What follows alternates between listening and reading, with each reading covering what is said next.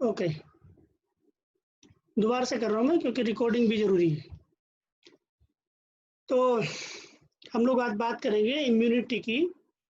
तो इम्यूनिटी जो वर्ड है वो ड्राइव है इम्यूनिस से और उसका मीन्स है एग्जेम्प्ट। तो एग्जेम्प्ट मीन्स जो एंशिएंट टाइम में ग्रीक में फेरोज थे, फेरोज मतलब आज के टाइम के मंत्री कह दो या मंत्री और पुरोहित। तो उन फेरोज को वो प्रोटेक्ट थे लैंड ऑफ लॉ से, जो वहाँ का उस लैंड का लॉ था उससे प्रोटेक्टेड थे कि उनके अगेंस्ट में कोई भी कार्रवाई या उनकी गिरफ्तारी या कुछ इस तरह की चीज़ें नहीं हो सकती जब तक कि हायर अथॉरिटी से परमिशन ना हो। वो प्रोटेक्टेड थे जब तक वो पद पर है। जैसे आज भी आप देख रहे हैं कि जितने पॉलिटिशियन होते हैं वो प्रोटेक्टेड होते हैं समहाउ। तो जब तक ऊपर से परमिशन ना हो तब तक उनको उनके खिलाफ कार्रवाई नहीं होती। अब आप जानते हैं कि जो हम चाहे वो एनिमल कोई भी है, छोटा है बड़ा है, जैसे भी हो, सब लोग अपनी बॉडी को प्रोटेक्ट करने की कैपेसिटी रखते हैं फॉरेन पार्टिकल्स वायरस बैक्टीरिया या आपका कोई भी पैथोजन हो सकता है उसके अगेंस्ट में they protect them self against that particular pathogens. और इस प्रोटेक्टिंग मैकेनिज्म को हम लोग कहते हैं इम्यूनिटी। इम्यूनिटी इसको हम इम्यूनिटी कहते हैं। और ये इम्यूनिटी दो तरह की होती है, one is इनेट, other is the acquired और एडेप्टिव। इनेट से मतलब है कि जो आपकी बॉडी में पहले से है, और या आपके इनबोर्न कह सकते हैं आप दूसरे शब्द में। दूसरी आपकी जो आप इन्वायरमेंट से अडेप्ट करते हैं, जैसे जैसे एक्सपोज होते हैं आप अडेप्ट करते हैं, उसको आप एक्वायर्ड इम्यूनिटी कहते हैं। तो इम्यूनिटी अब मैं थोड़ा सा ब्रीफ में बता दूं कि स्टार्टिंग फ्रॉम द की जो पहले से हिस्ट्री की भी जान लेना ज़रूरी है। तो हिस्ट्री की बात करें तो लगभग 430 बीसी के अराउंड से टुकाइडिस लिटरेचर में, एंशिएंट ग्रीक लिटरेचर्स में ये सब अवेलेबल हैं। प्लेग के टाइम में जब प्लेग की महामारी वहाँ पर हुई तो प्लेग के टाइम में only those person who are recovered from the plague are allowed to cure या allowed to treat those person who are infected. मतलब जो रिकवर हो चुके हैं उन्हीं को अलाउ किया जाता था।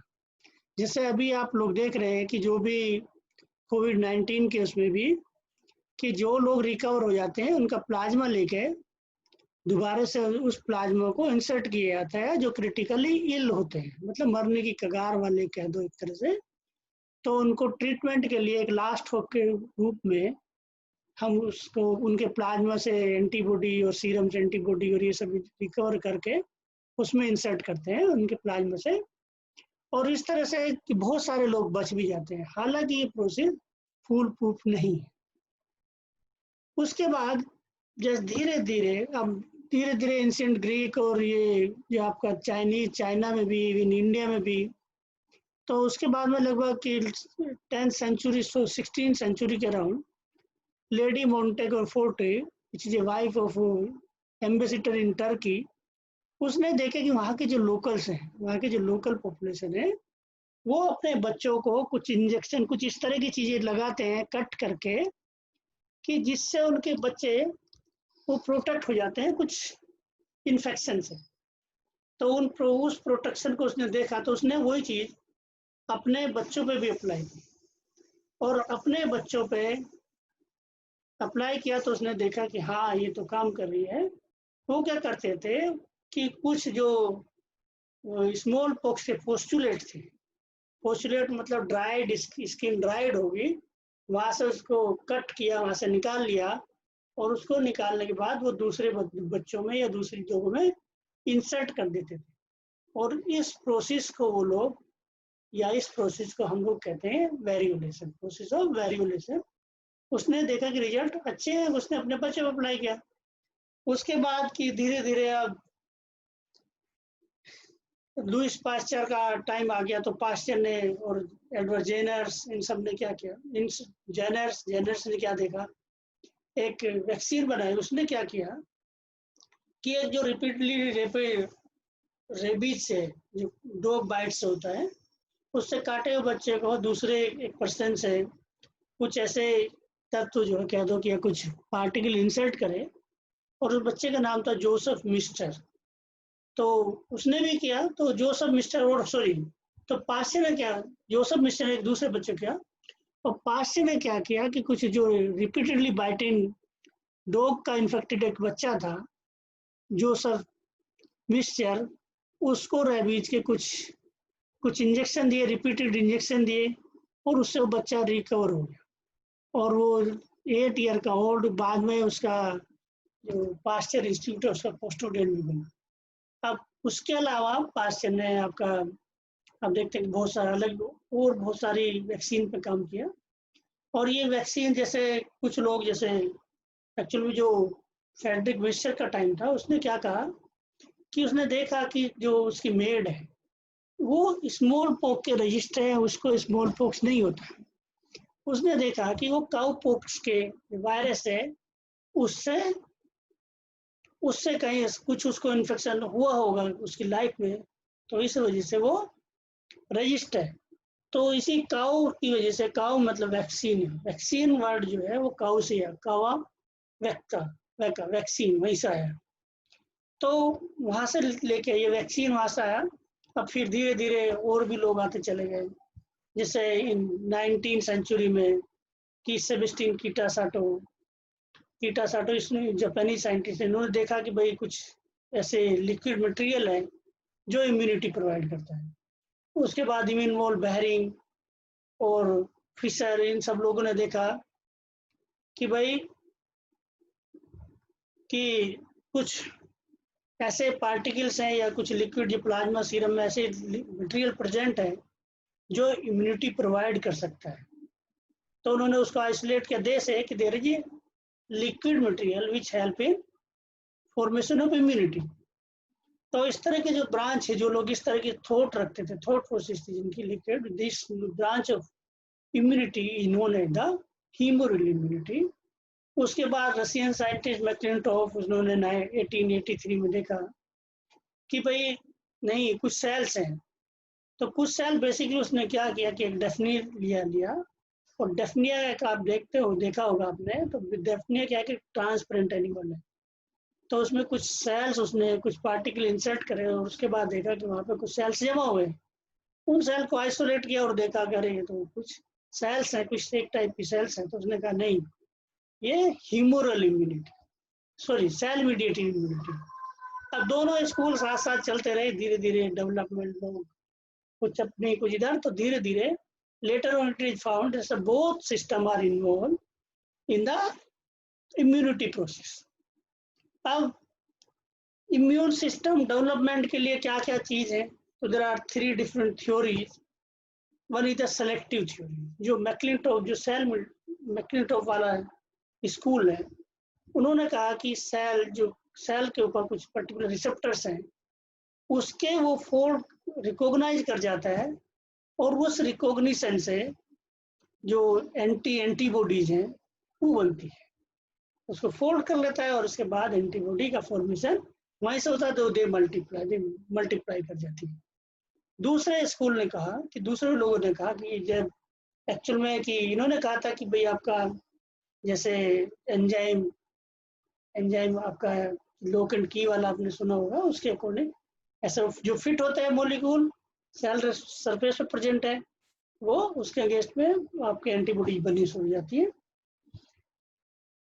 हाँ, तो एंटीबॉडीज वाला जो एंटीबॉडीज नाम दिया था वो एक्चुअल में कोबेट ने दिया। कोबेट ने आइसोलेट किया कि एंटीबॉडीज है, ठीक है, और later on they are known as the gamma globin, और later it's known as the immunoglobin. Okay, तो ये इम्यूनोग्लोबिन अगेंस्ट कुछ पर्टिकुलर जो रिसेप्टर्स है उनके अगेंस्ट बन जाते हैं। दूसरी तरफ जो होविज होविज और उसके जो साथी हैं, उन्होंने क्या कहा कि there is instructional theory. Instructional theory में क्या है कि जो एंटीजन है वो एक बहुत बड़ा रोल प्ले करता है, कि उसका स्पेसिफिक वो रोल प्ले करता है कि जैसे कोई एंटीजन आता है उसके टच में आके जो सेल्स हैं, जो इम्यूनोग्लोबिन से वो बनते हैं, और इसको तो मतलब कि एंटीजन से इंस्ट्रक्शन मिलती है, और फिर अगेंस्ट में वो एंटीबॉडीज बनते हैं या सेल्स या जो भी है वो एक्टिवेट होती है। अब इस तरह का ये चलता रहा, लेकिन 1916 से फिर दोबारा से जो सेलेक्टिव थ्योरी है वो रिसरफेस हुई, कि जैसे कि आप जानते हैं कि लॉक एंड की और वो सब वाला सिस्टम आज भी चला है, तो दोबारा से उसको सेलेक्टिव थ्योरीज को अडॉप्ट कर लिया। ओके, तो इस तरह की थ्योरी जो, उसके अलावा number of protein, C reactive proteins और ये सब भी एक्टिवेट हो गया नंबर ऑफ, वो हम धीरे धीरे आगे इन सब चीज़ों में इसमें बात करेंगे। तो पहले जो सिस्टम है, अब हम दोबारा से इस पर आते हैं। हमारे पास दो है, वन इज द इनेट, जैसे मैंने बताया आपको, तो इनेट है कि भाई पहले से प्रेजेंट है, प्री फॉर्म, उसके लिए आपको एक्सपोजर की जरूरत नहीं है। तो उसमें एक्सपोजर की जरूरत नहीं है, पहले से आपके माँ बाप से कह दो या आपकी जो बॉडी है पहले से, उसको पहले से है।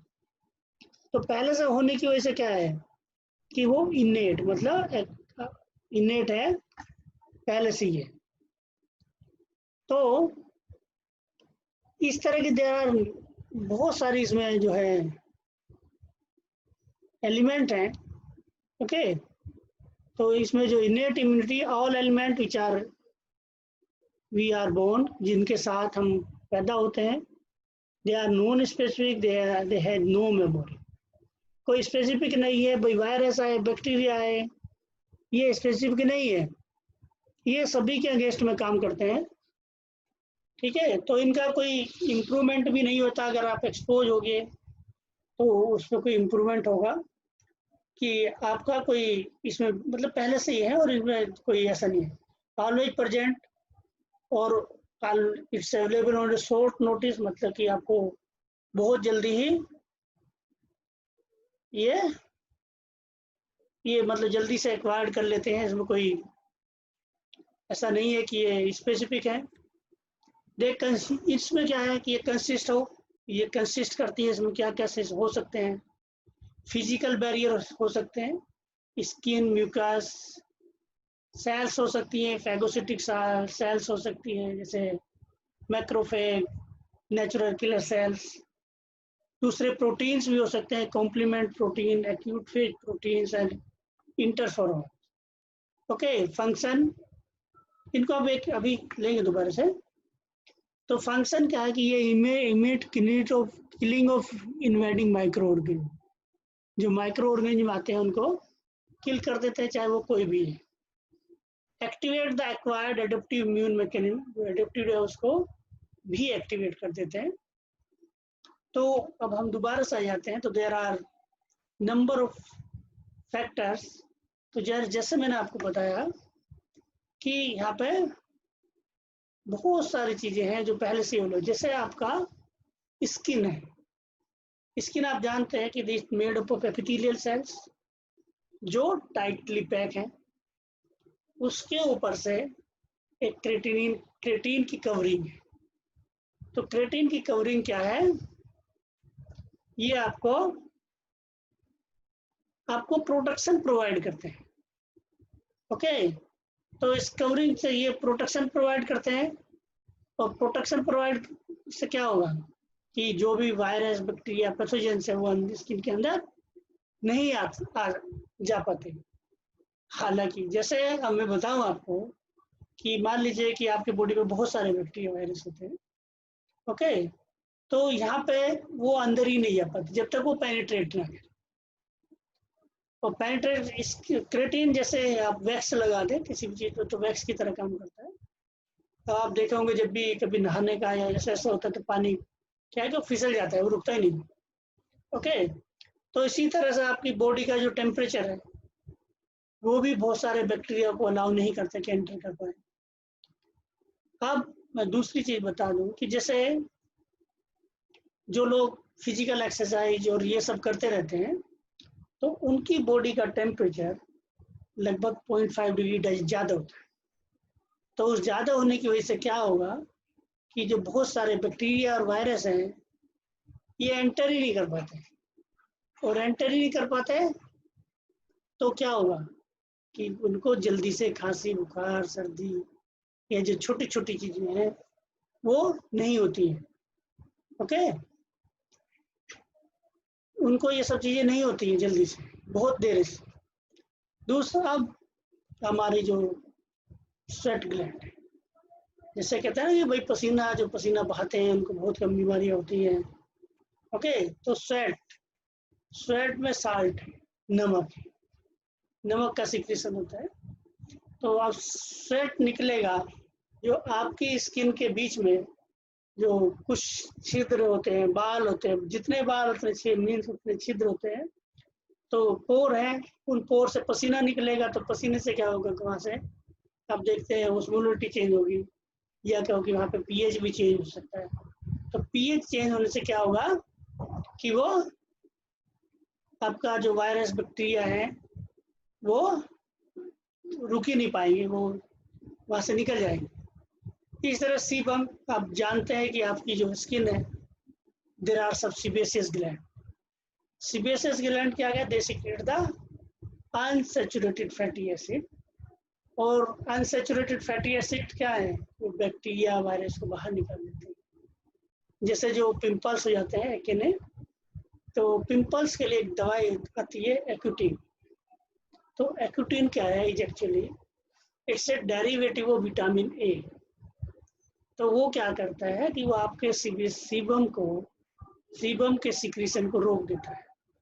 और वहाँ पर ड्राई इन्वायरमेंट होने की वजह से क्या होगा कि आपके जो एक्ने है, जो आपका फंगल या बैक्टीरिया जो भी है वो, तो वो रुक नहीं पाता, वहाँ पे फूड ही नहीं मिलता। फूड ही नहीं मिलता, वो क्या है, वो मर जाता है, ड्राई मर जाता है।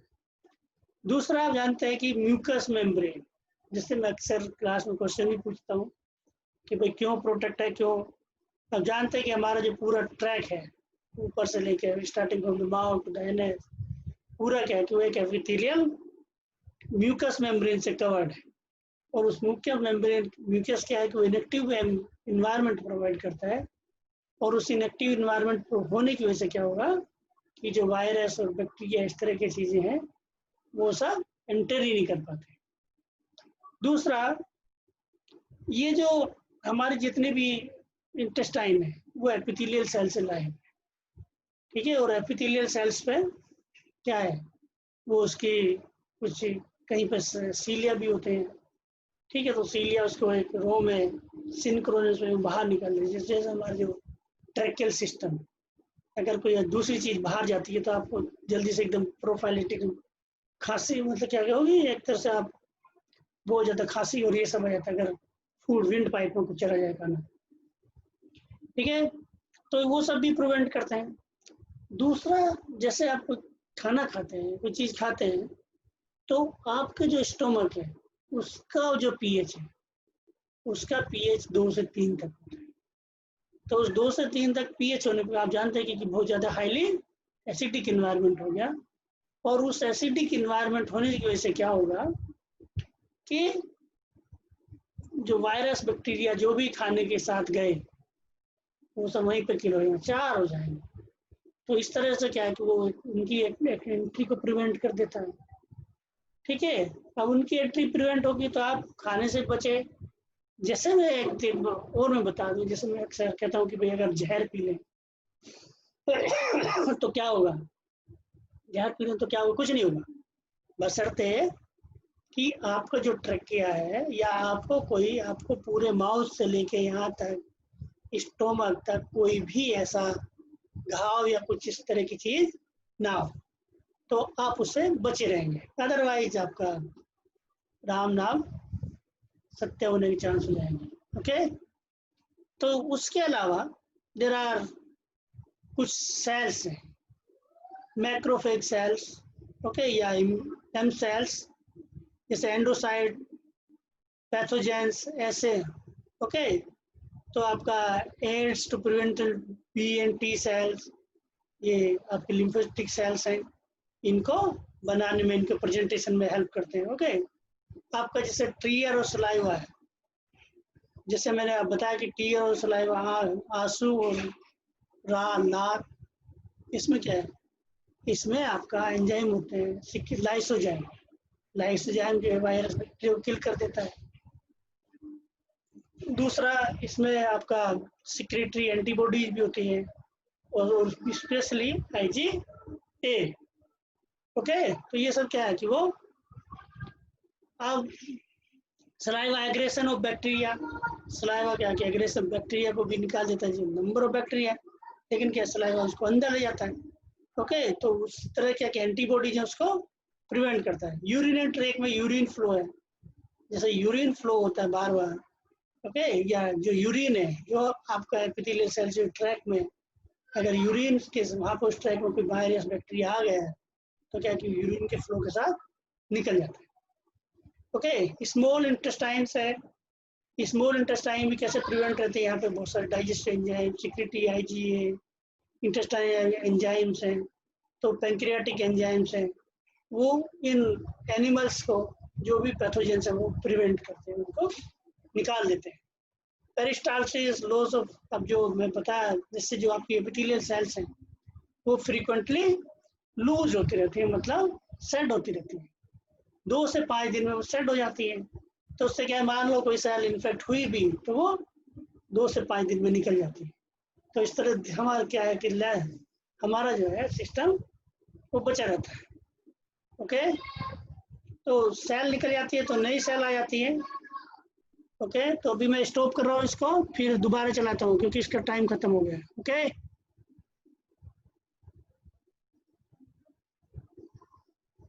अभी दोबारा ज्वाइन करना पड़ेगा आप लोगों को।